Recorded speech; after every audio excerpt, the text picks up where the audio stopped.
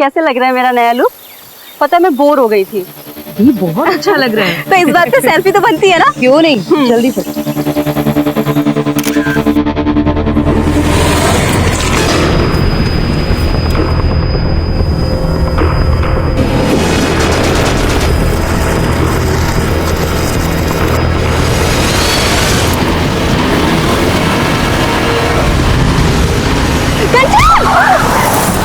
साले अंधे, तुझे दिखाई नहीं देता क्या? उठो कंचन, तू ठीक है ना? छोड़ो दी। पता नहीं आजकल के ड्राइवर कौन दे देता है इनको ड्राइविंग लाइसेंस। अब ये भी जो आपने देखा वो किसी के साथ भी हो सकता है। नमस्कार, मैं सीनियर इंस्पेक्टर विवेक शर्मा और स्वागत है आपका क्राइम पेट्रोल दस्तक में। हमारे साथ ऐसे तरह तरह के एक्सीडेंट्स होते रहते हैं। रोज ऐसी कितनी खबरें आती हैं, लेकिन क्या यह महज एक्सीडेंट था? यह भी तो हो सकता है कि ये कोई हादसा ना होकर कोई सोची समझी साजिश हो या फिर आने वाले अपराध की दस्तक।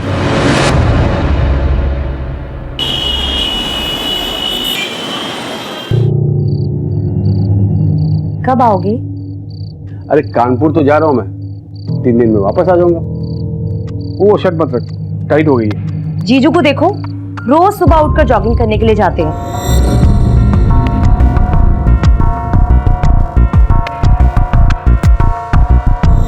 तू और तेरे जीजू, जब तक तू उसका नाम नहीं लेती ना सुबह से, तेरा खाना नहीं बचता, दिन नहीं गुजरता तेरा। मेरे जीजू है ही वर्ल्ड के बेस्ट जीजू। कितना हार्ड वर्क करते हैं वो। हाँ, ये बात तूने सही कहा।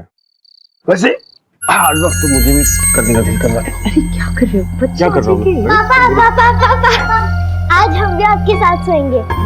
पापा, कल आप चले जाएंगे ना, इसके लिए आज हम आपके साथ ही सोएंगे। मैं भी।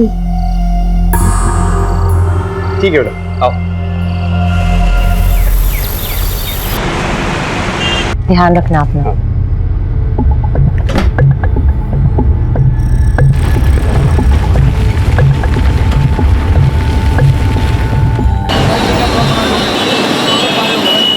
टेस्टी थे ना गोलगप्पे? तुम्हारे साथ सब टेस्ट लगता है। चलो मैं पे करके आती हूँ। भैया 2 प्लेट के कितने हुए? ये लो। Thank you. मम्मी, उधर देखो मौसा जी की कार।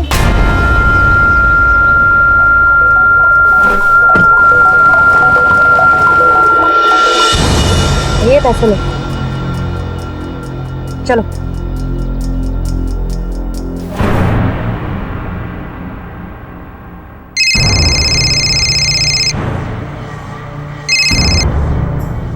हाँ सुनीता, बोल। कंचन, हम लोग सनशाइन कैफे में बैठे हैं, जल्दी आ जा।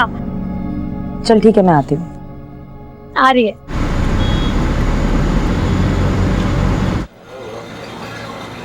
हाय। हाय, कैसी हो? तो क्या गॉसिप हो रही है यहाँ? किसी किसी की लाइफ में कितना स्पाइस होता है, हनीमून पीरियड खत्म ही नहीं होता है। अरे किसका हनीमून पीरियड नहीं खत्म हो रहा है? वो देखना कपल तेरे पीछे।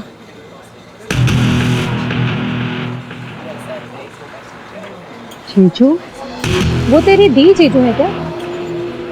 नहीं नहीं, वो पीछे से देखने में मुझे ऐसा लगा मेरे जीजू हैं। कोई और है। ओके, अच्छा सुनो, मैं चलती हूँ। मुझे बच्चों को ना पिक करना है ट्यूशन। अरे अभी तो आई हो, क्या बैठ रहा हूँ थोड़ा सा। नहीं नहीं, लेट हो रहा है, मैं ना फिर कभी आऊंगी। हाँ अच्छा, तू भी ना। Bye bye.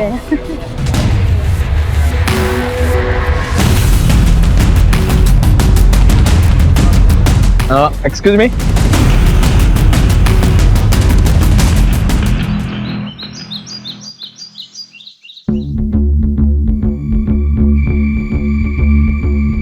क्या कर रहे हो तुम दोनों? देखने में मैं कुछ जरूरी काम कर रही हूँ। मम्मी, आप क्या काम कर रही हो? आप तो बस मौसा जी को फोन लगा रही हो ना। लाइन में लगा। अरे क्या कर रही है रिया तू?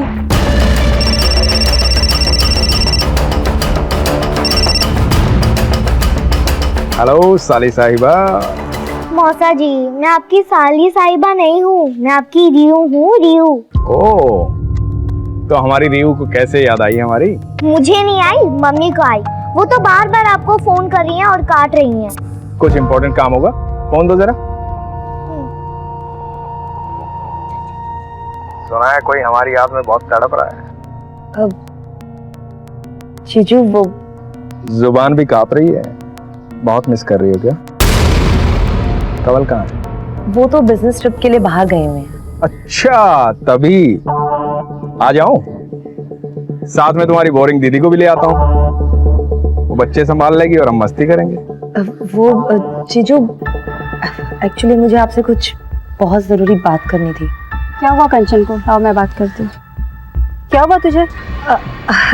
नहीं दीदी, कुछ नहीं, मैं बाद में बात करती हूँ। हाँ, हेलो कंचन, काट दिया? थोड़ी परेशान लग रही थी। चलो ना, चल के देखते हैं। नहीं, मुझे अर्जेंट काम है, मुझे जाना है। तू चली जा। वो मेरी बात सुनती ही कहाँ है? सारी बातें तो वो आपसे शेयर करती हैं। और वैसे भी वर्ल्ड के बेस्ट जीजू जो हो आप। अरे यार, अर्जेंट काम है मुझे, तू चली जा। अच्छा सुन, वो डिनर मत बनाना, लेट हो जाऊंगा आने में।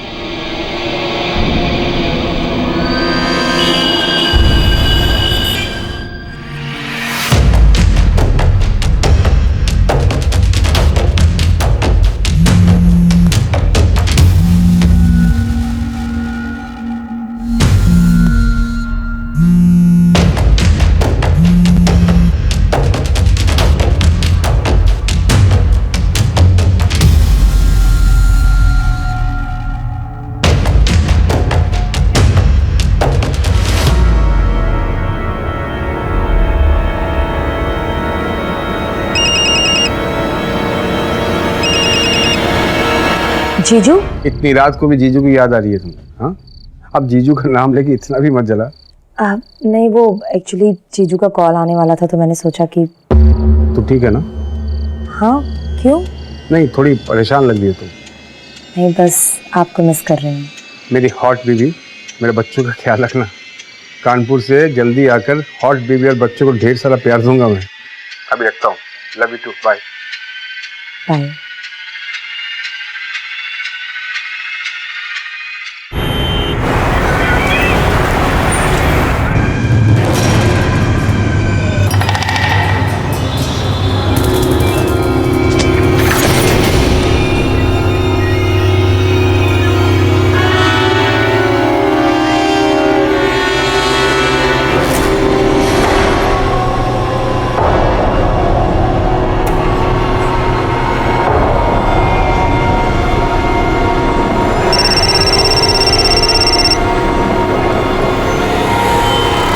हेलो जीजू, कहाँ हैं आप? ऑफिस में। अच्छा, आप घर आ जाइए, मुझे आपसे कुछ जरूरी बात करनी है। बच्चे कहाँ हैं? बच्चे ट्यूशन गए हुए हैं। बाय।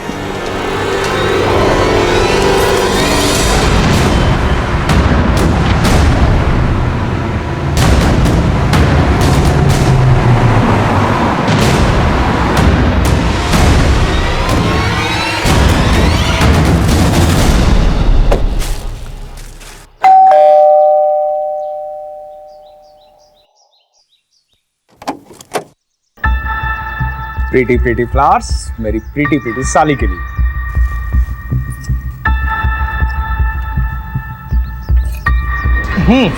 बोल। मैं चाय बना के लाती।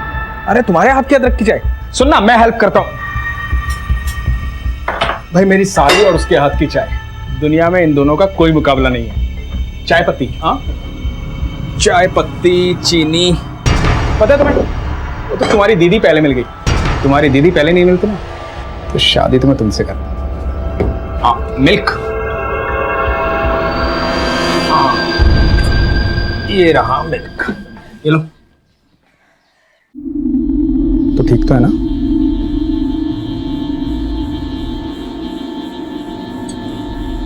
अरे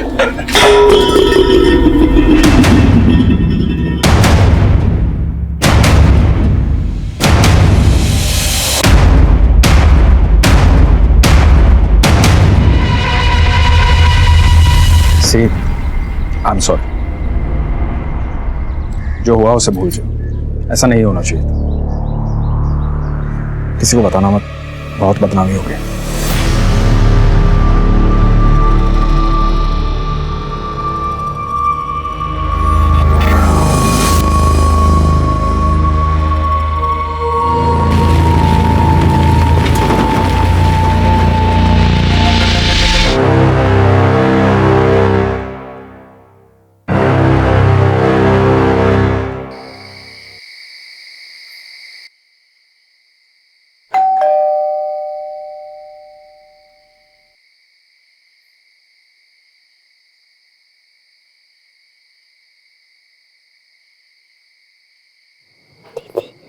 दीदी लगता है डैडी आ गए।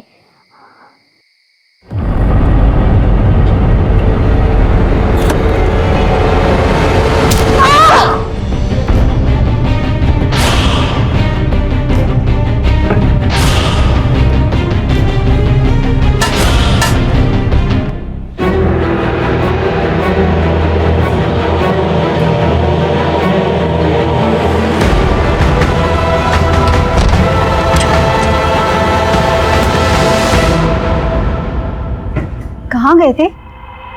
अरे वो बिजनेस का कुछ काम आ गया था इसलिए। तुम भी ना, अब कल घर चले जाओगे, थोड़ा समय तो मेरे साथ बिताया करो। मैं तो हमेशा तुम्हारे साथ रहना चाहता हूँ। सच।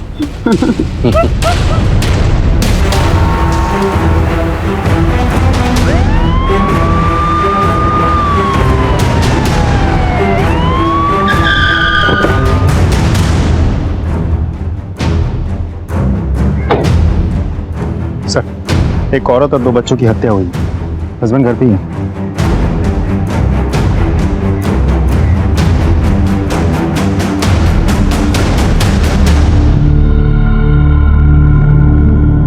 ये कब और कैसे हुआ? पता नहीं सर, मैं बाहर कानपुर गया था, घर आया देखो।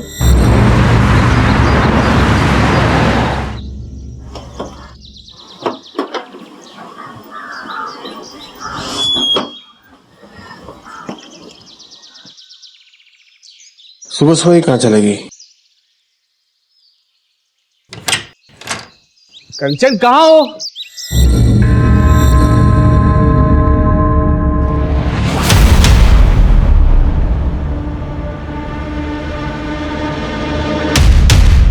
सर, मुझे तो ये रॉबरी का केस लगता है। अलमारी का लॉक तोड़ा गया है, तिजोरी बिल्कुल खाली है। और ये देखिए सर, ब्लड के ट्रेसेस भी तो हैं। तुम्हें तो कह रहे थे कि कोई फोर्स एंट्री नहीं हुई है। जी सर, मैंने चेक किया था, कोई फोर्स एंट्री तो नहीं हुई थी। लेकिन सर, ऐसा भी तो हो सकता है कि कंचन ने बिना देखे दरवाज़ा खोला हो और किलर ने अंदर आते ही तुरंत उस पर अटैक किया हो। क्योंकि जिस तरीके से कंचन की बॉडी नीचे दरवाजे के बिल्कुल पास पड़ी है और ब्लड के ट्रेसेस भी दिख रहे हो, इससे ये बात तो साफ हो जाती है कि किलर ने उसे दरवाजे के आसपास ही कहीं मारा। काम करो, फॉरेंसिक से कहो कि अलमारी से ब्लड सैंपल्स और फिंगरप्रिंट्स कलेक्ट करें। सर, अच्छा, ऊपर वाले अलमारी में कोई कैश ज्वेलरी वगैरह कुछ था क्या? तो 3 लाख रुपए कैश और 3 लाख के गहने भी थे। कुछ भी नहीं। ज्वेलरीज की फोटोग्राफ्स है आपके पास? इनसे ज्वेलरीज की फोटोग्राफ्स कलेक्ट कर लेना। हाँ, टाइम से। विनीत, फॉरेंसिक के बाद तुरंत बॉडी पोस्टमार्टम के लिए भेजो। हाँ सर। मैं ये कह रहा था कि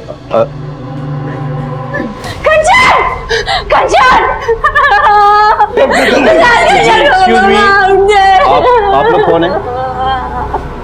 मेरी साली है।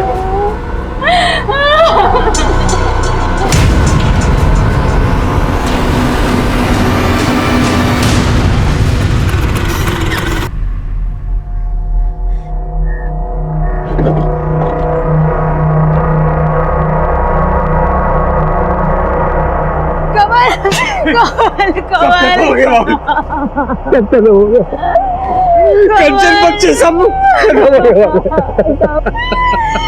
मैंने तुझसे कहा था कंचन की कुंडली में दोष है, उसे अकेला मत छोड़ना। मैं तुझे एक बात नहीं मानी। कामिनी, भाभी संभालिए अपने आप को। भाभी भाभी है, नीता भाभी।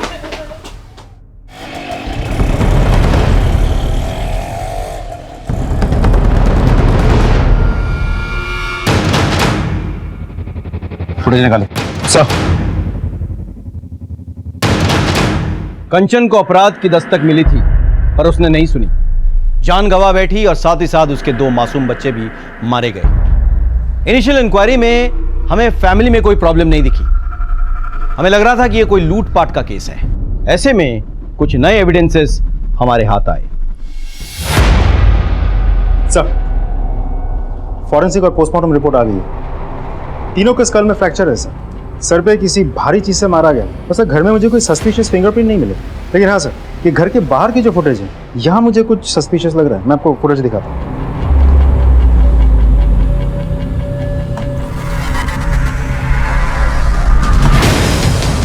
दिल्ली की इतनी गर्मी में ये उड़ उड़ के कहाँ जा रहा है? हाथ में ग्लव्स है, चेहरे पर दुपट्टा है। आई एम श्योर अपनी आइडेंटिटी छिपाने के लिए सब कुछ किया है इसने।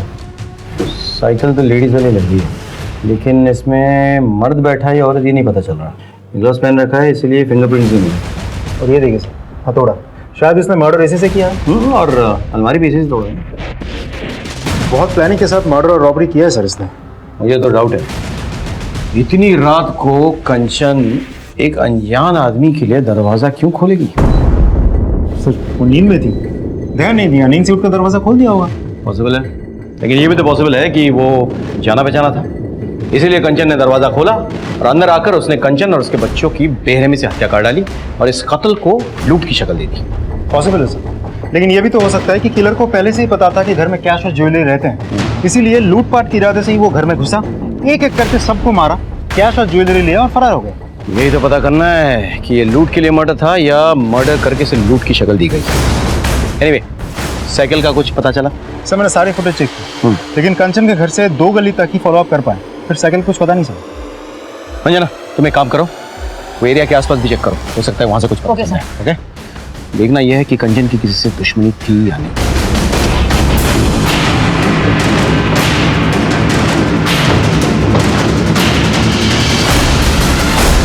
नहीं सर, कंचन की किसी से कोई दुश्मनी नहीं थी सर। उसकी तो कभी किसी से छोटी मोटी लड़ाई भी नहीं हुई सर। सर कुछ कहना है?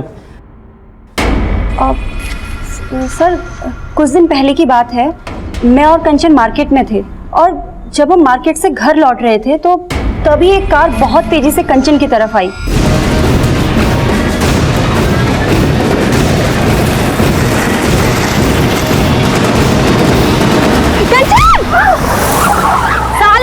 दिखाई नहीं देता क्या? उठो कंचन। सर मैंने कंचन को अपनी तरफ खींच लिया, लेकिन मुझे ऐसे लगा जैसे वो कार उसे जानबूझकर टक्कर मारना चाहती थी। एग्जैक्टली किस एरिया में हुआ? वसंत कुंज के एरिया में। विनीत सर, वसंत कुंज एरिया के सारे सीसीटीवी चेक करो, मुझे फुटेज चाहिए। Thank you so much.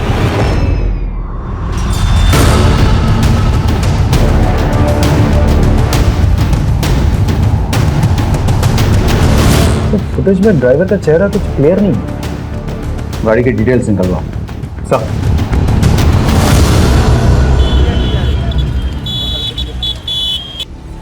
Sir हमारी टीम को एक ग्रेटर कैलाश में एक लावारिस लेडी साइकिल मिली है जो सीसीटीवी फुटेज से बिल्कुल मैच करती है। पता चला किसकी? नहीं सर, बहुत कोशिश की पर कुछ पता नहीं चला। सर सीसीटीवी में जो गाड़ी है उसके ओनर का पता चल गया है। गाड़ी किसी गौतम के नाम पर रजिस्टर्ड है। बुलाओ। गौतम जी, DLY XYZ 1234 आपकी गाड़ी का नंबर है? जी सर। 14 तारीख को आप अपनी गाड़ी में कहाँ जा रहे थे? मैं कहाँ जाऊँगा सर, मेरी तो कार ही चोरी हो गई है। चोरी हो गई मतलब? हाँ साहब, मुझे ये लगा कि आप मेरे कार के बारे में बताने के लिए यहाँ बुलाए। मैंने FIR दर्ज करवाई थी करोलबाग थाने में। ये देखिए उसकी रिपोर्ट।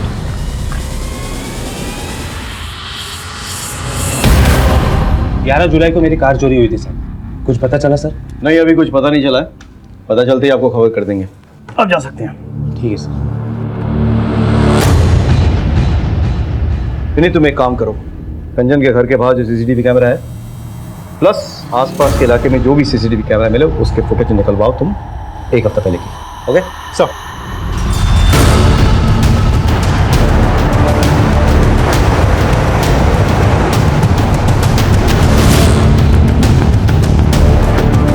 सर मैंने कंचन के घर के बाहर की 1 हफ्ते की फुटेज निकलवाई है, कुछ दिखाना चाहता हूँ।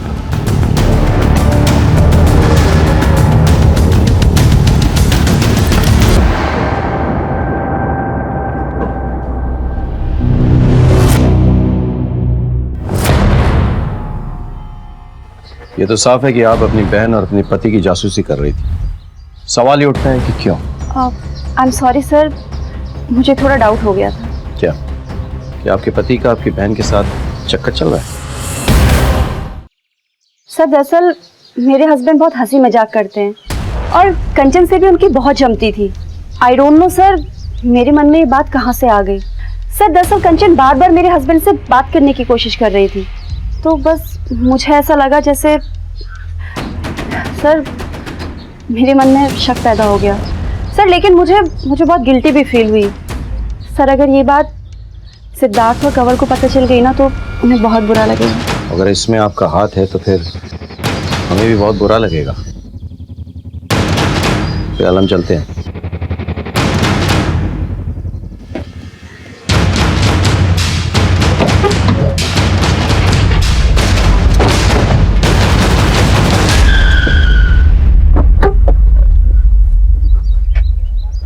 हमने कामिनी पर नजर रखी, उसके कॉल रिकॉर्ड्स निकलवाए, लेकिन वो क्लीन लग रही थी। और भी कई सारे लीड्स हमारे हाथ आए, लेकिन उससे कोई फायदा नहीं हुआ। सारे रास्ते कहीं ना कहीं जाकर बंद हो रहे थे।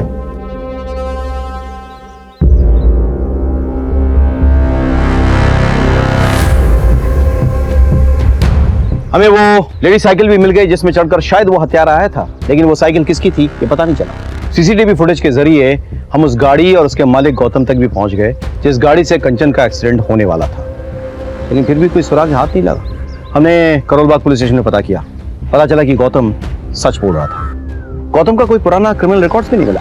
पता नहीं क्यों मुझे ऐसा लग रहा था कि हो ना हो कोई जानने वाला है जिसने कंचन और उसके बच्चों को मारा है। मैंने कहा कि चलो घर वालों की हिस्ट्री निकालो। जब हमने कंवल का कॉल रिकॉर्ड चेक किया तो मुझे शक हुआ। सर हाँ, कंवल की कॉल रिकॉर्ड आ गई। वो कानपुर कभी गया ही नहीं था, यही था दिल्ली में, पहाड़गंज एरिया में।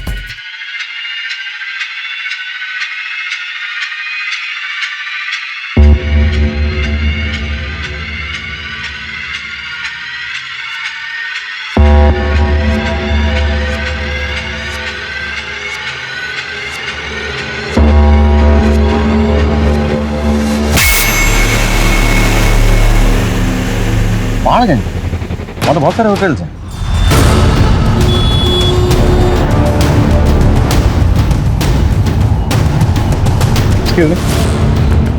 ये फोटो देखिए जरा। कंवल खन्ना आपके होटल में आया था? जी सर, ये और इनकी मिसेज दोनों आए थे। पैसे दिखा। Khanna, mister and Mrs Khanna. CCTV है यहाँ पे? हाँ जी। फुटेज निकाल इस टाइम का।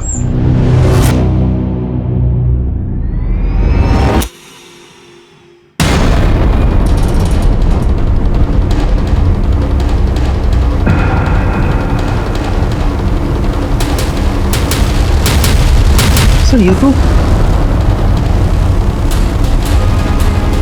आप कानपुर में नहीं दिल्ली में थे, वो भी पहाड़गंज में एक होटल में। पहाड़गंज के होटल में आप क्या कर रहे थे? Mister and Mrs Khanna. लेकिन मिसेस खन्ना तो थी नहीं वहां पे। ठीक है सर, वो मिसेस खन्ना मेरी भाभी है, मिसेस नीता खन्ना। अच्छा, तो अपने बीवी से झूठ बोलकर आप अपने भाभी के साथ बंद कमरे में एक होटल में क्या कर रहे थे? जबान संभाल कर बात करिए इंस्पेक्टर। आप किसी सड़क छाप इंसान से बात नहीं कर रहे हैं, आप खन्ना फैमिली से बात कर रहे हैं। नीता जी, पहली बात तो ये है कि आप फिलहाल पुलिस स्टेशन में हैं तो जरा तमीज से पेश आइए। और दूसरी बात, कंवल जी को अगर अपनी फैमिली की इज्जत की इतनी परवाह थी तो 3 दिन तक झूठ बोलकर होटल के कमरे में आपके साथ क्या कर रहे थे? क्यों? कानून की ऐसी कौन सी किताब में लिखा है कि देवर और भाभी किसी होटल में कमरा लेकर एक साथ नहीं रह सकते? कानून के किसी किताब में ये नहीं लिखा हुआ, लेकिन ये जरूर लिखा हुआ है कि देवर और भाभी मिलके किसी का मर्डर नहीं कर सकते हैं। हमने कंचन और बच्चों को नहीं मारा है इंस्पेक्टर साहब। देखिए सर, मैं 15 साल का था सिर्फ जब भैया गुजर गए। भाभी ने मुझे पाल पोस कर बड़ा किया। मेरे शादी के बाद कंचन को भाभी से प्रॉब्लम्स होने लगे, क्योंकि मॉडर्न सोच की थी और भाभी को पुरानी सोच की। दोनों में इश्यूज होने लगे। भाभी गांव चले गई। कंचन को मेरा भाभी से मिलना जुलना बिल्कुल पसंद नहीं था, लेकिन मैं अपनी जिम्मेदारी से कैसे मुंह फेर लेता सर बताइए आप। इसीलिए मैं छुपकर होटल के कमरे में जाता ताकि इनको मैं घर खर्ची के लिए कुछ पैसे दे सकूं। बस होटल के कमरे में छुप कर। अगर मैं बंद कमरे में अपनी भाभी से मिलता हूं तो इसमें गलत क्या है सर बताइए। रहने दो कंवल, ये लोग हमारे रिश्ते को नहीं समझेंगे। आज्ञा चाहूंगी, चलो कंवल।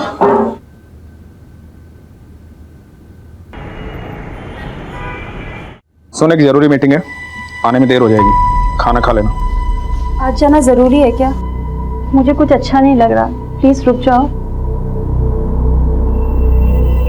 जाना जरूरी नहीं होता तो जाता नहीं। तो एक काम कर, कंवल और नीता भाभी के पास चली जा, उन्हें भी अच्छा लगेगा। कंवल भाई साहब भी बहुत परेशान है, एक ही रात में सब कुछ खत्म हो गया। पता नहीं कैसे मैनेज कर रहे होंगे वो। आप एक काम कीजिए, मुझे वहाँ छोड़ दीजिए और रात को मुझे वहां से पिकअप कर लेना। गाड़ी निकालता हूँ, तो तैयार हो जाओ। ठीक।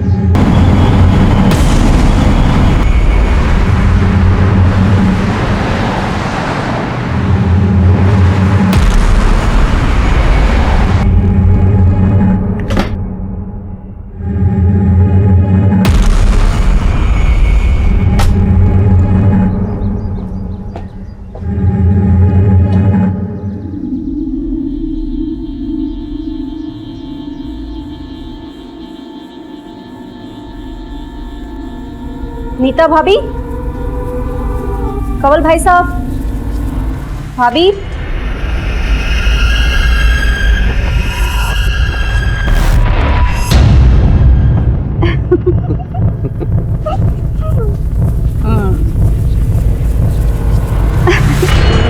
तू क्यों बार बार फोन कर रही थी?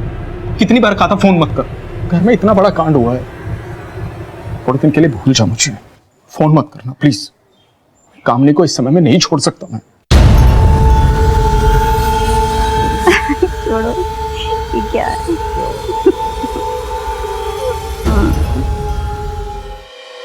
Siddharth, I need your help Siddharth, मुझे तुम्हारी जरूरत है। बेबी प्लीज समझने की कोशिश करो प्लीज। तुम समझने की कोशिश करो सिद्धार्थ, आई एम प्रेग्नेंट।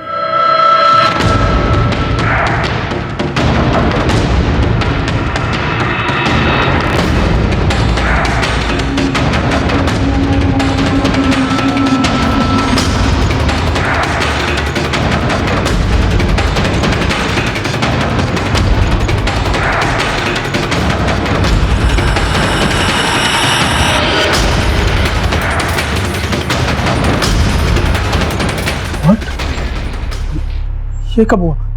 अरे हमने प्रोटेक्शन यूज की थी। कभी कभी प्रोटेक्शन फेल हो जाती है। बेबी मैंने तुम्हें बताया था हमारा कोई फ्यूचर नहीं है, और देखो मैंने बताया था मैं शादीशुदा हूँ। ये सब बताने की जरूरत नहीं है। अरे मैं नहीं बोल रही हूँ कि तुम मुझसे शादी करो या मेरे बच्चे को अडॉप्ट करो। मैं खुद इस बच्चे को नहीं अपनाना चाहती हूँ। मैं अपना करियर स्पॉइल नहीं करना चाहती इस बच्चे के लिए। मैं सिर्फ इतना चाहती हूँ कि तुम मेरे साथ हॉस्पिटल चलो।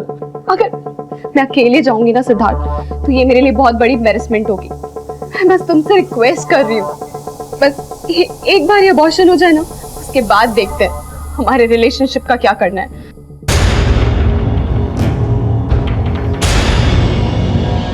प्लीज करो मत, मैं चलूंगा साथ में, सब ठीक हो जाएगा।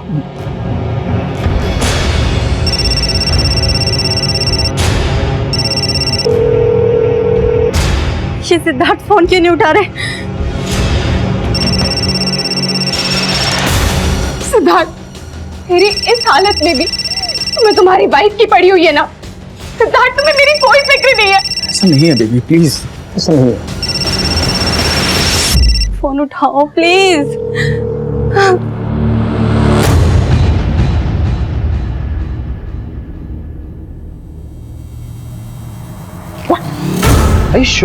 हाँ सर, कंवल ने ही मारा है मेरी बहन को। अभी मेरी बहन की चिता ठंडी भी नहीं हुई थी और उसका पति अपनी भाभी के साथ। जी आपके पास कोई प्रूफ है? हाँ सर है, ये देखिए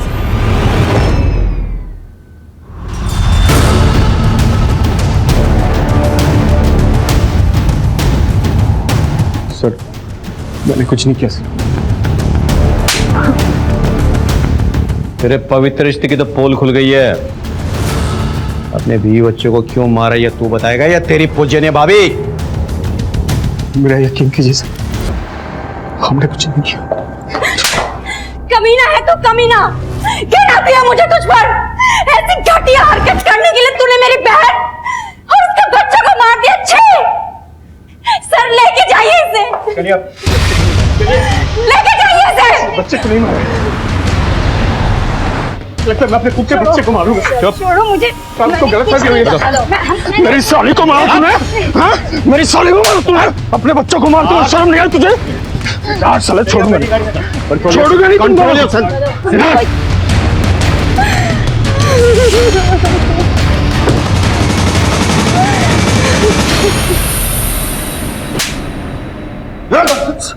तब तक मारूंगा जब तक सच नहीं बोलेगा।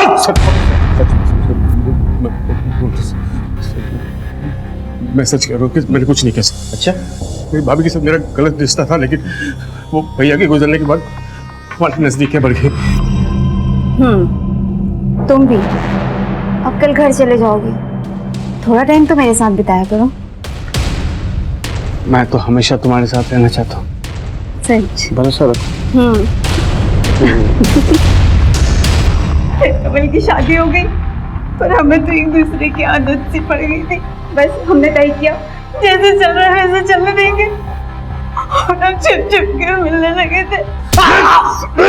और तेरी बीवी को पता चल गया और तूने अपने बीवी और बच्चों को मार डाला? सच बोल। सर, मेरी बीवी कंचन को कुछ नहीं मालूम था। कंचन को पता भी चलता तो भी मैं इसको नहीं मारता। I loved her sir. ये छुप छुप कर मिलने से तंग आ गई होगी ना। और वैसे भी अभी तो तू सिर्फ 40 साल की है ना, अपने देवर के साथ तो लाइफ आराम से सेट कर सकती थी, लेकिन कंचन और उसके बच्चों के रहते तो ये सब कुछ पॉसिबल नहीं था, और इसीलिए तुम दोनों ने मिलकर के कंचन और उसके बच्चों को मार डाला। नहीं, ये गलत है।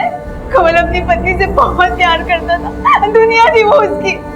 कंचन एक बहुत अच्छी लड़की थी, मैं उसका घर नहीं तोड़ना चाहती थी। मुझे जो चाहिए था वो मुझे मिल रहा था, फिर मैं उसे क्यों मारूंगी? मर सर, मर। तब तक मर जब तक सच नहीं बोलता, और उसके बाद ही मारते रह। सर, हमारे तमाम कोशिशों के बावजूद कमल और नीता इसी बयान पर टिके रहे कि उन्होंने ये खून नहीं किए। कमल दिल्ली में ही था और उसका अपने भाभी के साथ नाजायज संबंध भी थे, लेकिन हमारे हाथ कोई ऐसा पुख्ता सबूत नहीं लगा जिससे यह साबित हो सके कि उन्होंने ही ये मर्डर किए हैं। इसी बीच हमें एक लीड मिली। आगे बहुत सारे खबरी का फोन आया था। कंचन के घर से जो ज्वेलरी लुटे गए थे वो शाहदरा के पास एक ज्वेलरी शॉप में बेचे गए हैं। उठा लो उस ज्वेलरी। साहब।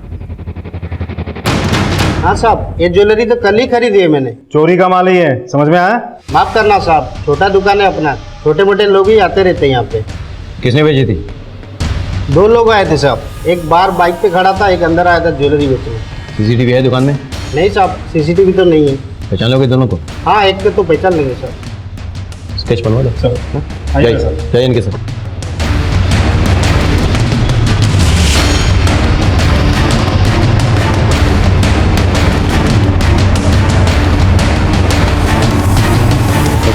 सर, स्केच बन गया। तो हमारे सस्पेक्ट में से कोई भी नहीं। सर, हो सकता है मामला सच में रॉबरी का हो और ये आदमी उसी गैंग का कोई हो। पर ये भी तो हो सकता है ना कि कमल ने इस आदमी को भेजा और ज्वेलरी बेचने के लिए। तो एक काम करो, इस स्केच को तुम हर एक पुलिस स्टेशन में सर्कुलेट कराओ, पता करो ये कोई हिस्ट्री शीटर है या नहीं, और अपने खबरियों को भी भेज दो। मुझे ये आदमी किसी भी हालत में चाहिए। सेकेंडली, कमल और नीता तो अपने साथी को जानते होंगे, तो उनको बुलाओ। It's fine sir. Thank you.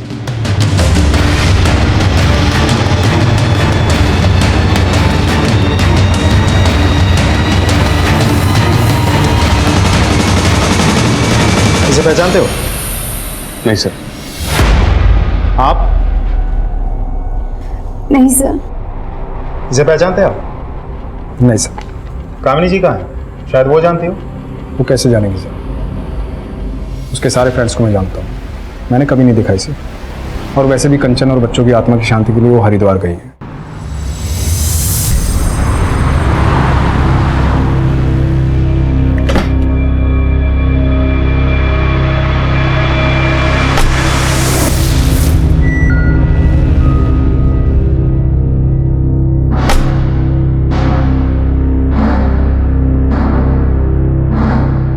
Doctor, मुझे इसका ऑपरेशन करवाना है।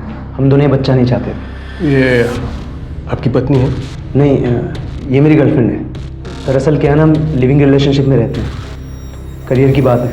ओके, मैं कल के लिए बुकिंग ले लेता हूँ और आपको ना कुछ टेस्ट कराने पड़ेंगे। Mishra ji,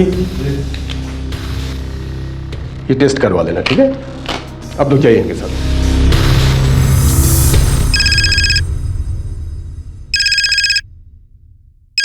hello.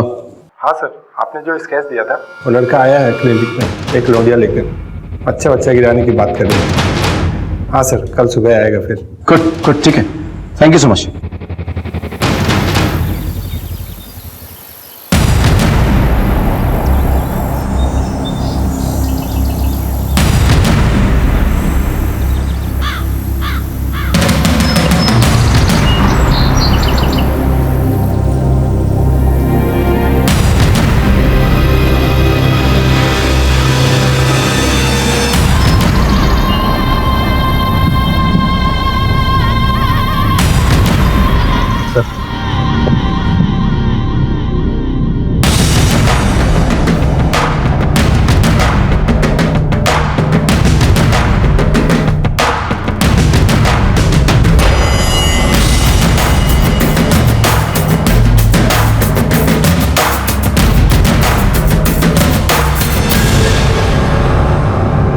Excuse me,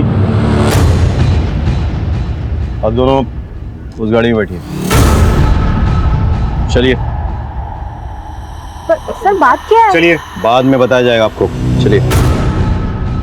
कामिनी जी बताइए, आपने ये क्यों किया, कैसे किया और किसके साथ मिलकर किया? सर आप ये क्या कह रहे हैं? मुझे कुछ समझ में नहीं आ रहा है। और आप हमें यहाँ लेके क्यों आए हैं?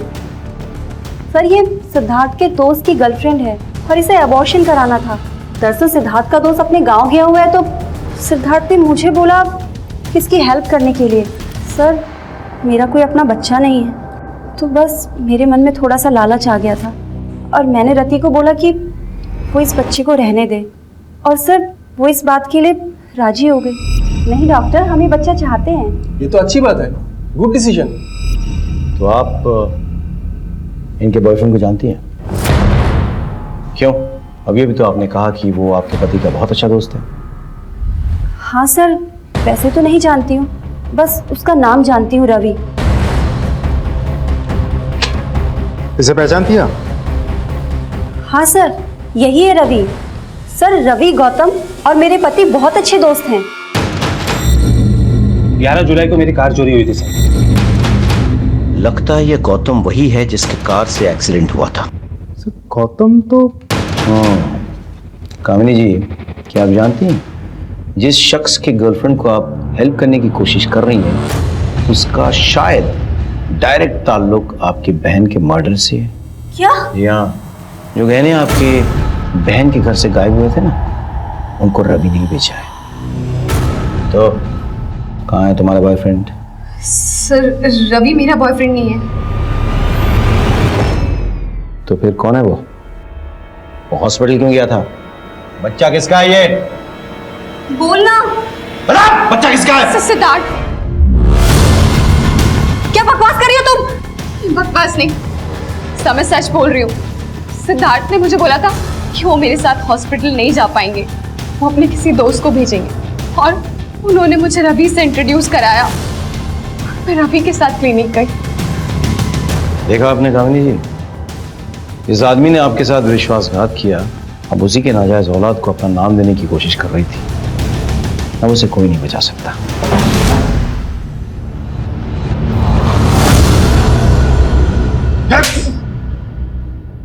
चल। सर कंचन को मेरे और रति के बारे में पता चल गया।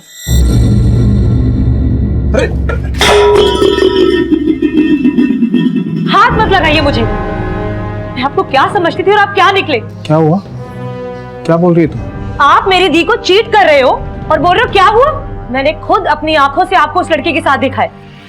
यहाँ पर मैं सारा दिन आपके नाम की माला जपते नहीं थकती कि मेरे जीजू वर्ल्ड के बेस्ट जीजू हैं और आप इतने घटिया इंसान निकले। शर्म आती है मुझे आपको जीजू कहते हुए भी। I'm sorry कंचन, माफ कर दो मुझे। तुम्हें पता है ना मैं तुम्हारी दीदी से कितना प्यार करता हूँ। वो लड़की तो ऐसे ही है, कभी नहीं मिलूंगा उससे, प्रॉमिस। प्लीज दीदी को मत बताना तुम्हारी। और मैं आपको लास्ट वार्निंग दे रही हूँ, अगर मैंने दोबारा आपको उस लड़की के साथ देखा ना तो मैं पुलिस में कंप्लेन कर दूंगी। मैंने उसे समझाया था किसी को कुछ मत बताना, और वो अपनी बहन को बहुत प्यार करती थी। मुझे लगा कभी ना कभी उसे कुछ कह देगी। मैंने सोचा मैं उसे मार देता। फिर मैंने गौतम की हेल्प ली और गौतम ने अपनी गाड़ी चोरी होने की झूठी रिपोर्ट लिखी।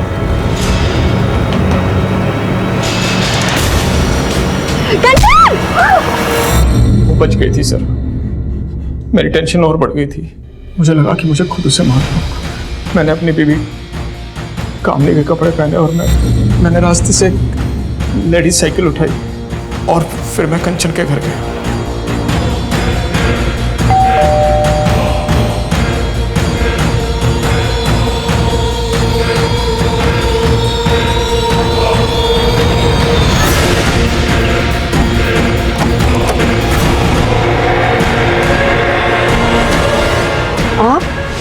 उसके बाद मैं ऊपर गया और मैंने ज्वेलरी लूट ली ताकि लूट का मामला लगे।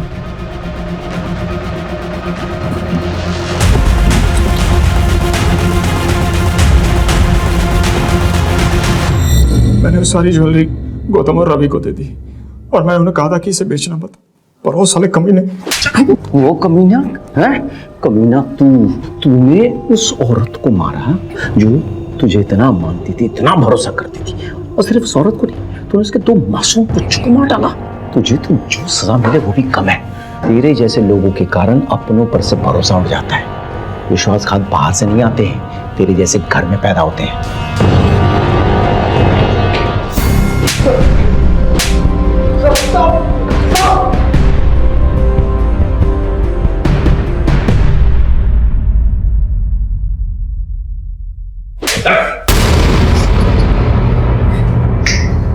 चलो।